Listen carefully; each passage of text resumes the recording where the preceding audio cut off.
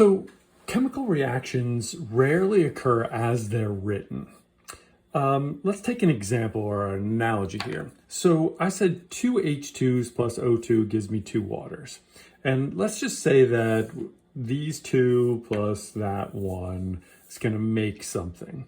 What are the odds that if these things were just randomly floating around on my piece of paper, that all 3 of them would come together at exactly the right moment to be able to be screwed together effectively like this so that they all stuck? And I would submit to you that that's almost impossible.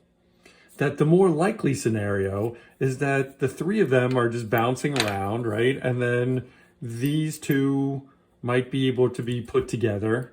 And then finally, like once they're assembled, like they're bouncing around, nothing's happening. And then finally they bounce around and are able to be assembled in several steps.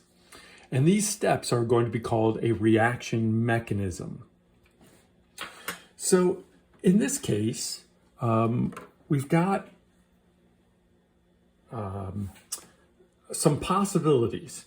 And I'm going to suggest some things, and I'm going to suggest that maybe we could get an H2 and an O2 to create 2 OHs. Now, is that the only possible thing that could happen? No. There's lots of other things that could happen. Maybe we make a peroxide in H2O2. But this is my mechanism, and so I'm going to propose it however I want, and this is what I'm thinking. Okay, then I think that one of these OHs is going to match up with an H2 and form a water and leave me with a leftover H. So basically one of these H's is gonna collide there and leave me with a leftover H. And then this leftover H is going to react with my other OH that I haven't dealt with yet. And it's also going to make a water. So I've got 3 steps, step 1, step 2, step 3. And at this point, they're all totally theoretical. We don't know if this is what actually happens or not. This is just Sturman's idea of how water is constructed. Let's say for a minute that it is an actual mechanism, that this is how things actually go about happening.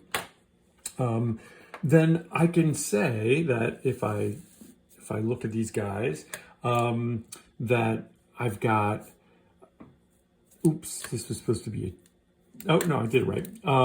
That one of these OHs here will cross out with that OH, and my second OH up here will cross out with that OH. I've got an H will cross out here, and so as a product and a reactant, and they're gone. And then what I'm left with is my 2 H2s and an O2 create 2 waters. So my 2 H2s plus an O2 give me my 2 waters, which is what I want to have happen. I'm just saying that it occurs as 3 separate steps instead of our like first year chemistry, 1 single step thing. Now, a couple of things to note. Each one of these steps in the mechanism is called an elementary step. And they're an elementary step because when you write the rate laws actually can be written from the coefficients.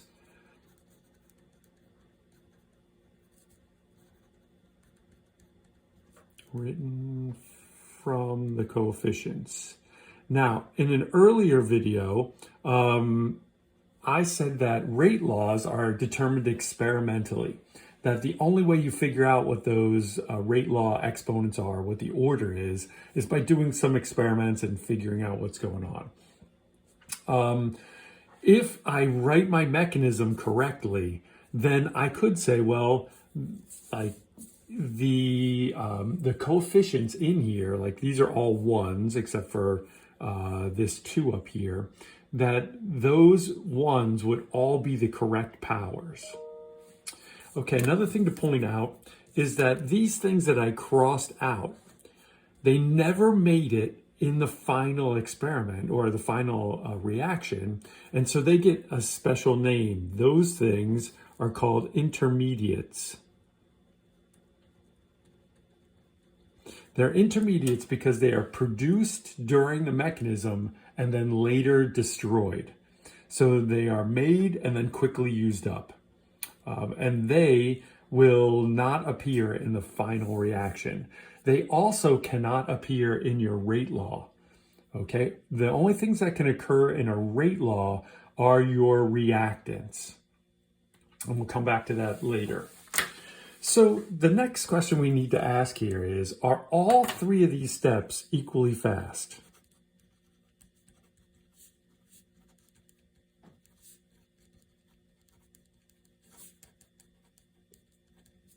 And the answer is probably no. There's a lot of different things going on, but AP Chem is going to concentrate on three possible explanations. The first one is called molecularity. And we've already kind of explored it a little bit. Molecularity is how many things must collide at the same time in order for this reaction to occur. So when I was playing around with my nuts and bolts here, I said that it was almost impossible to get all three parts to line up and collide at exactly the same moment so that everything would go together properly. But it would be easier if these two just collided and reacted. So molecularity is basically how many particles need to collide. So this is the number of particles that collide. So if you're unimolecular, that means that you actually don't need any particles to collide. That one particle will simply just do whatever it does. If you're bimolecular, you need two particles, like a nut and a bolt, to come together. And if you're trimolecular, then you need three particles to come together. The more particles that need to be in one spot at one time means that the odds of a reaction happening keep getting lower and lower and lower. So for all intents and purposes, we don't actually consider reactions with tri or quad molecularity even possible. They're just so, statistically, they're just not going to happen. Okay, so the next thing we have to talk about is orientation. Okay, so let's go back to my example here. We know that nuts and bolts will react, but if nuts and bolts hit each other and collide like this, they don't stick together, right? If nuts and bolts hit each other like this, they don't stick together. So orientation means that for the two chemicals to actually react, they need to collide in just the right way. So to give you an idea, I said in my second step here that OH and H2 had to react. So I'm going to draw myself an H2. There's my H2. And I'm going to draw myself an OH, and I'm going to have them collide with each other. And if this H collides with that O, bing, bing, bing, bing, bing, then I'd get a reaction, leaving me with an HOH and this leftover H, which I needed. But what if I drew it another way? What if they collided like this, where the two H's hit each other? Would that form a water?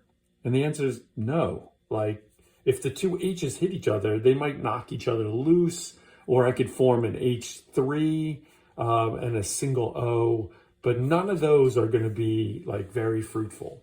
So reactions need to occur in the proper orientation, that things need to collide the right way for them to go. So I need the right number of particles. I need them to be in the right arrangement. And then finally, I need them to have enough energy. Okay, so we'll talk about activation energy. So you've seen in my analogy here with my nuts and my bolts that it actually takes some work to be able to get these things together. So if I get lazy and I'm just like, nope, even though the two particles met they were in the right orientation. If they don't have enough energy to make them stick, then nothing's going to happen. So there's some minimum amount of energy needed to make the reaction go.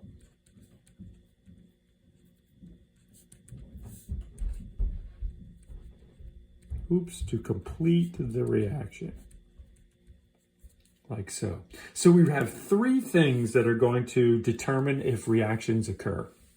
How many particles are involved, how are they oriented in space, and do they have enough energy when they actually collide? Okay, so graphically we can represent that with a graph, obviously. So let's come over here, and I'm going to draw an exothermic reaction. So we know it's exothermic because my energy and my time graph like this shows that I lose energy from my products over to, or my reactants down to my products. The activation energy is right here. How much energy needs to get put in order to make the reactants actually keep moving forward and become products? If I only put a tiny bit of energy, you can imagine them rolling up the hill and then saying, no, I think I'll just stay as a reactant. So I need to get enough energy in, boom, and then they'll automatically become products. If I drew this thing as an endothermic reaction,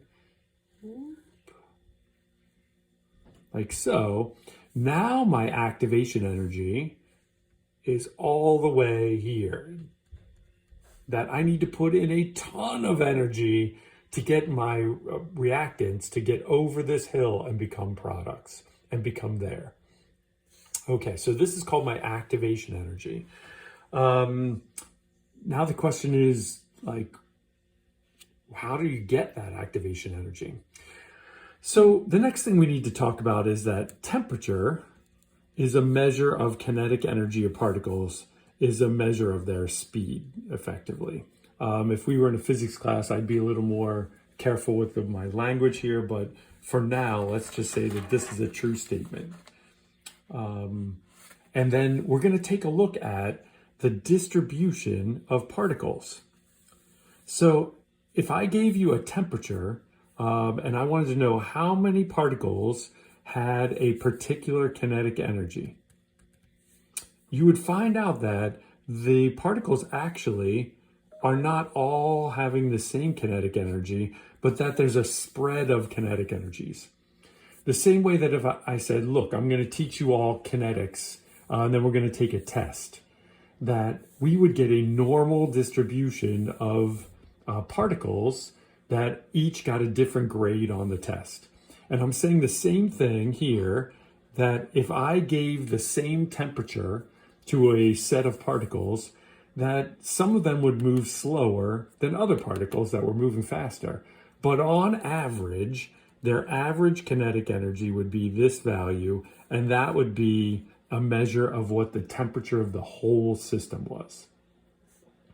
Okay, I'm going to show you a Desmos website, and then we'll come back and talk a little bit longer. That this is not actually a normal distribution. This is what's called a Boltzmann distribution. And if you want to know the difference, you should really take a statistics class. But for our purposes, we can just think about it as a normal distribution. And I want to show you that if I increase the temperature here, that the curve shifts to the right.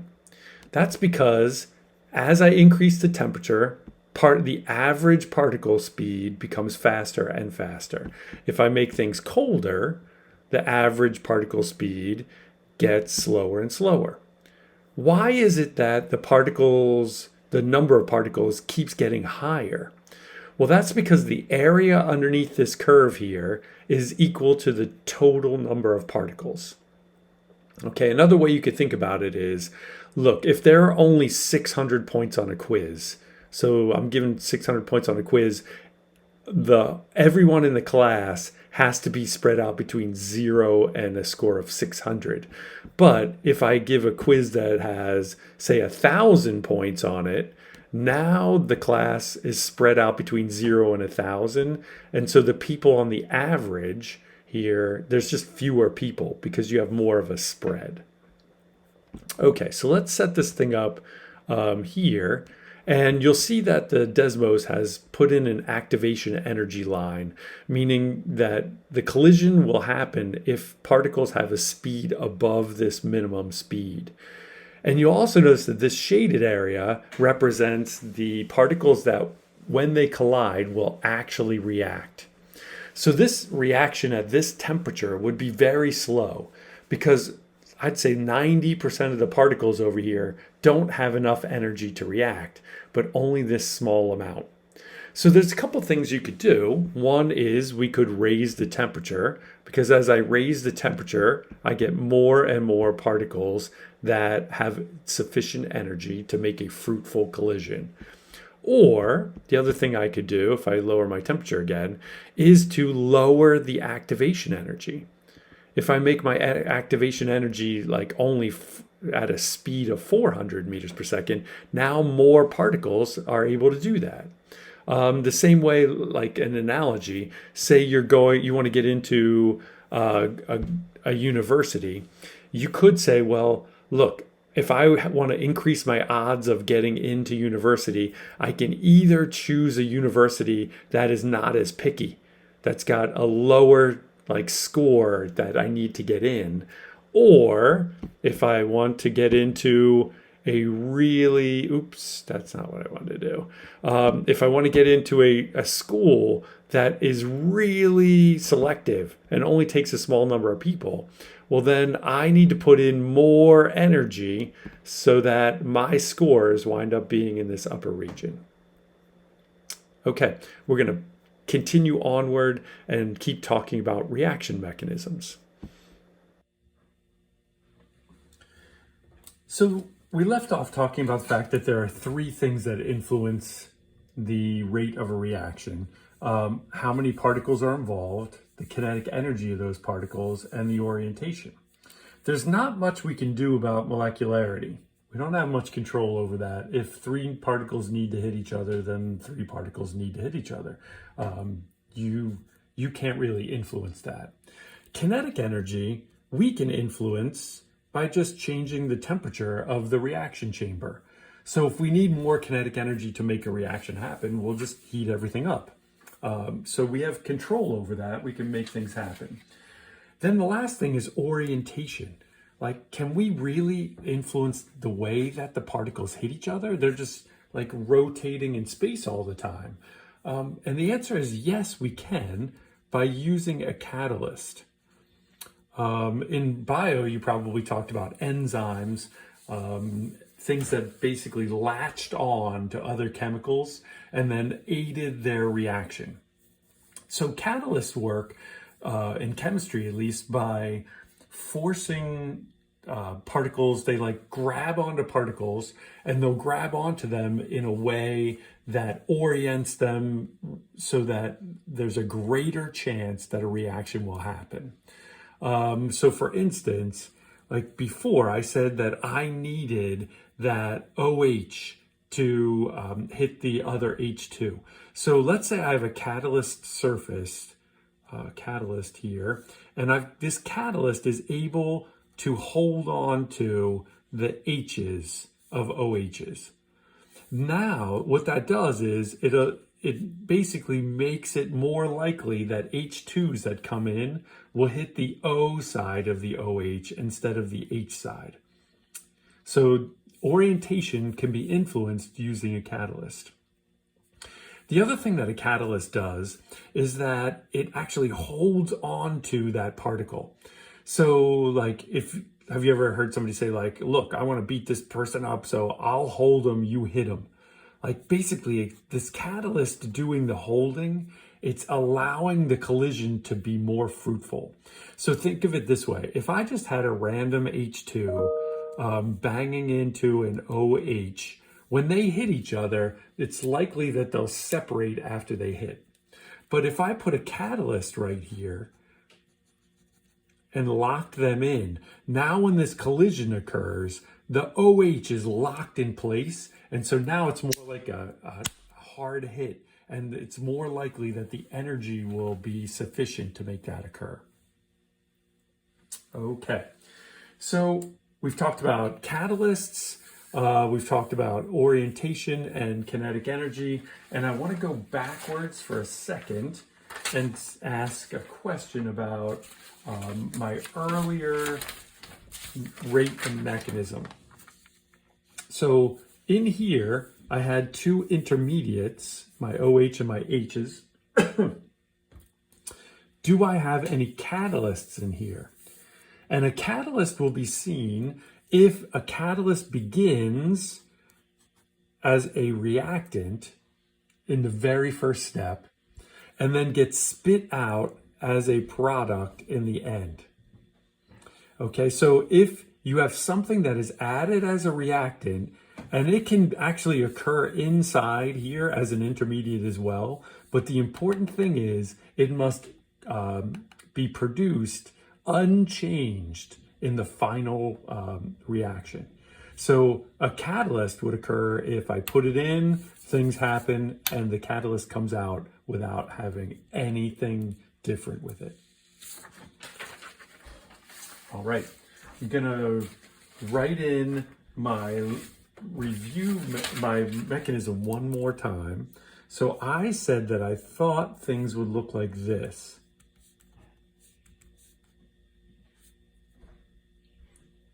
Two OHs, and then in the second step, I would get an H2 plus an OH to make water, and an H, and then in my third step, I would get an H and an OH to make a water. Now, I actually don't know which one is the fastest step.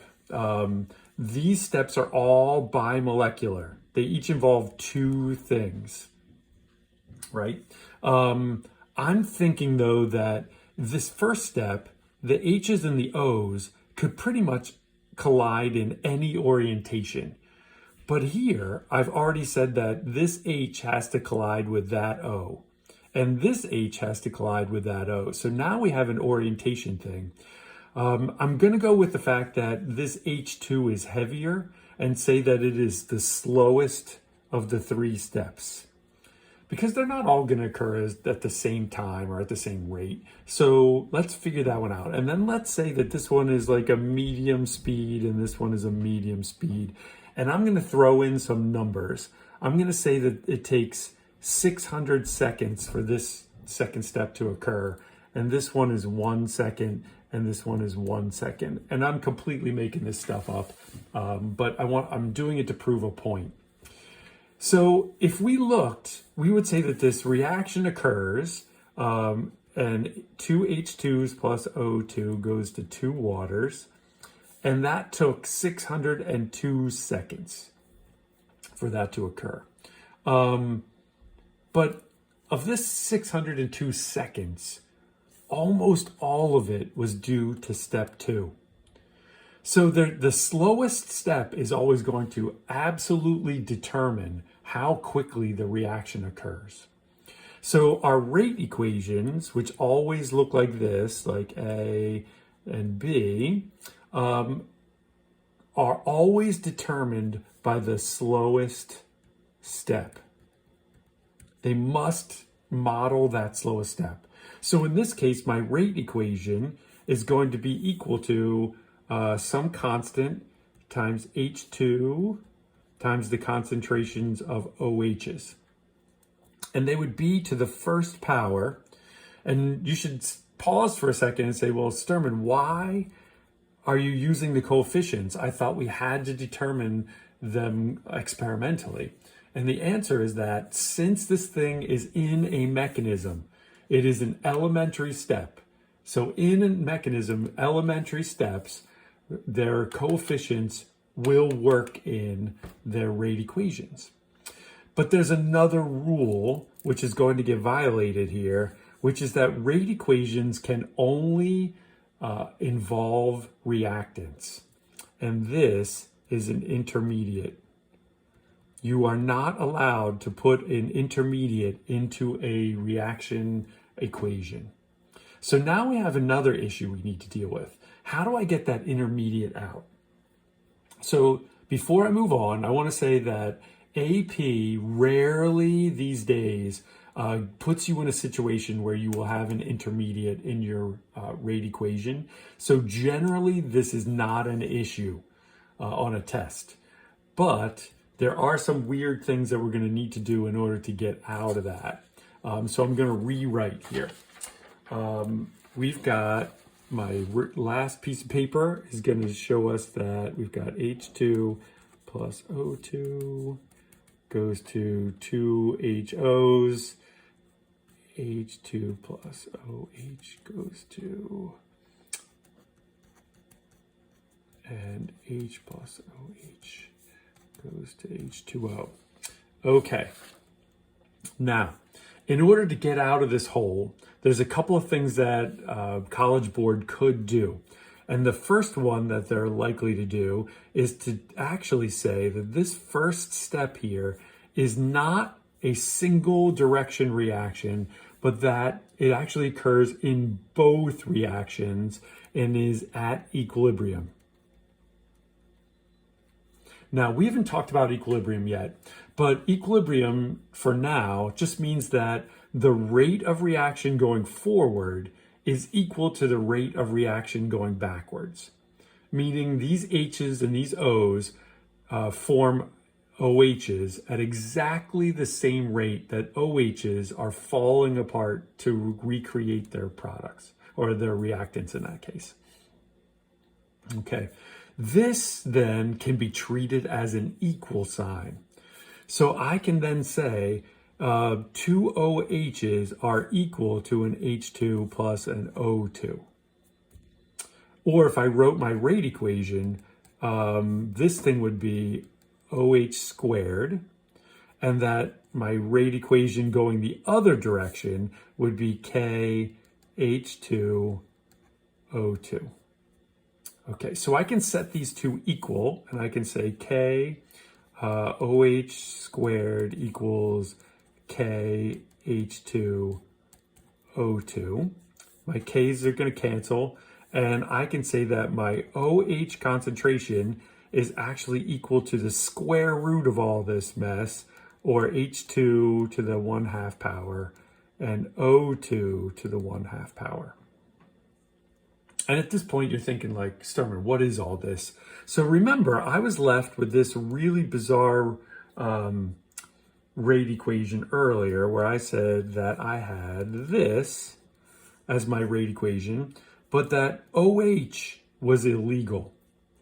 But what I can say is that OH is actually equal to these two things, and rewrite my rate equation as H2 to the 1/2 power, O2 to the 1/2 power, H2 to the 1st power.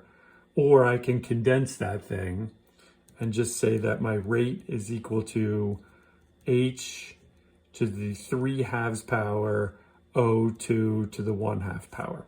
Now, I solved one problem and created another. AP does not have test questions with fractional powers. It just doesn't do it any longer. But you will see some web assigned questions where this is needing to be done. And so I wanted to show you how to do it. You will also see some questions in which the equilibrium becomes important.